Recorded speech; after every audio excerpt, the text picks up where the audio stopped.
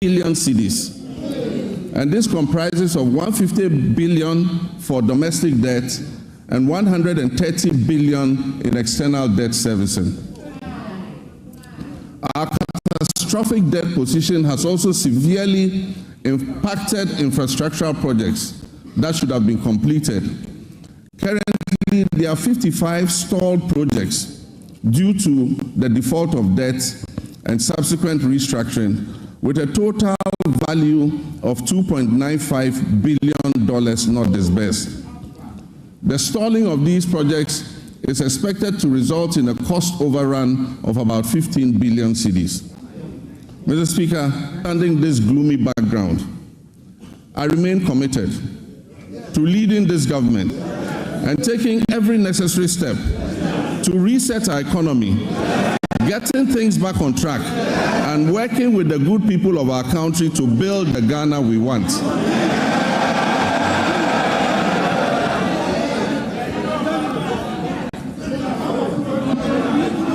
Mr. Speaker, we are doubling our efforts to complete all outstanding structural reforms. Through the budget, we will implement corrective measures to restore fiscal discipline and debt sustainability. We're also working hard towards completing the upcoming fourth review of the IMF-supported program.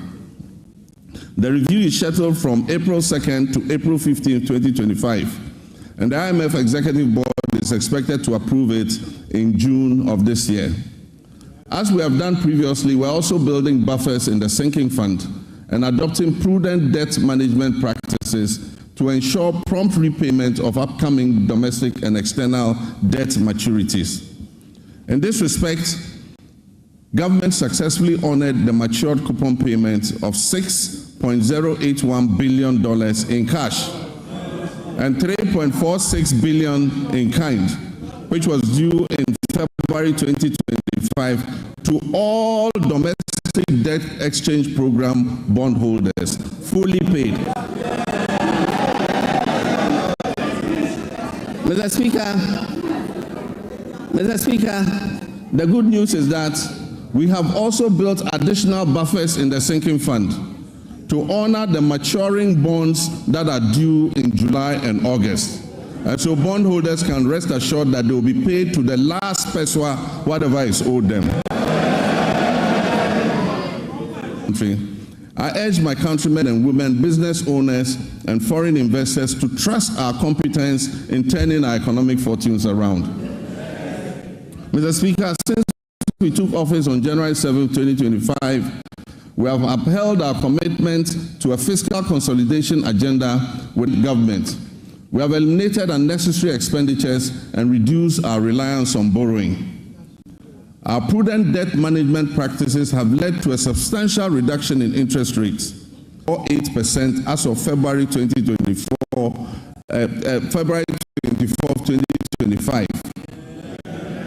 Similarly, the 182-day Treasury bill rate, which was 29.07% as of January 6, 2025, has decreased to date to 25.388%. Mr. Speaker, the 364-day Treasury bill rate has also moved from 30.41% to 27.30% in the same period. We signed a Memorandum of Understanding with our Official Creditor Committee, OCC, to formalize the debt treatment agreed upon with our official creditors. This marks a crucial step towards Ghana's restoration of long-term debt sustainability.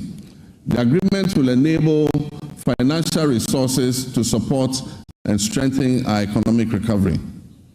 Mr. Speaker, on February 20th, 2025, the National Tripartite Committee and the Public Services Joint Standing Negotiating Committee concluded negotiations on the 2025 minimum wage and base pay for the single spine salary structure, respectively.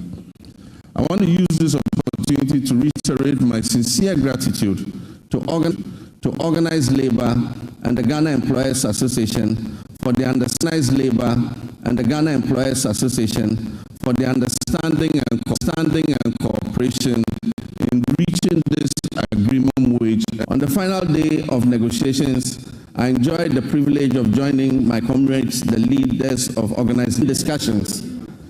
I'm confident that the sacrifice we have all made this year will significantly benefit our economy's health in the future. We look forward to a positive economic outlook as we restore push policy for. We have put in place the planning committee to host the National Economic Dialogue. This dialogue is expected to discuss the state of the economy and reach a consensus on the key policies needed to address the devastating economic crisis confronting us. It will support the development of a homegrown fiscal consolidation program, and it will highlight key structural reforms and policy priorities essential for resetting the economy and creating prosperity for all our people.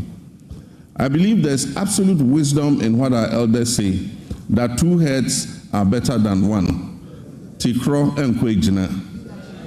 Consultation and consensus building have always proven to be better than unilateral decision making.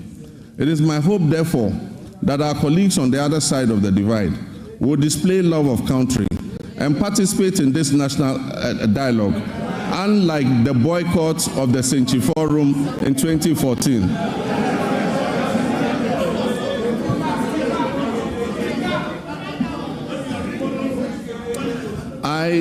I humbly choose a different path of accommodation and cooperation with all stakeholders.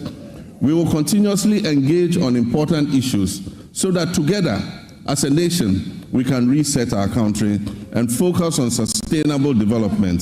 Mr. Speaker, honorable members, together we shall build the Ghana we all want. Mr. Speaker, my administration inherited an energy sector on the brink of collapse. It was weighed down by unsustainable debt. This unfortunate situation has led to many independent power producers and fuel suppliers threatening to cease their operations. Mr. Speaker, listen to this. Despite collecting over 45 billion cedis in energy sector levies, ESLA, over the last 8 years, the outgone administration has left the Ghanaian people with an energy sector burdened with a staggering debt of 70 billion cedis as of December 2024. It is of deep concern that several state-owned enterprises in the energy sector are struggling to stay afloat, and unless urgent interventions are made, many of them will go under. Financial distress in the energy sector remains a significant obstacle to delivering consistent and affordable electricity to Ghanaians, and it poses an existential threat to our economy in general. Compounding these challenges, critical maintenance activities such as the scheduled pigging of the West African gas pipeline, WAPCO, were postponed from 2024 to 2025 without sufficient contingency measures for alternative fuel supply. As a result, my administration has had to swiftly mobilize resources to secure emergency fuel supplies to ensure that electricity generation continues despite the closure of the West African gas pipeline. I've been informed that the pigging exercise will be completed in the first week of March, and once again, additional gas will flow from Nigeria, anticipating a marked improvement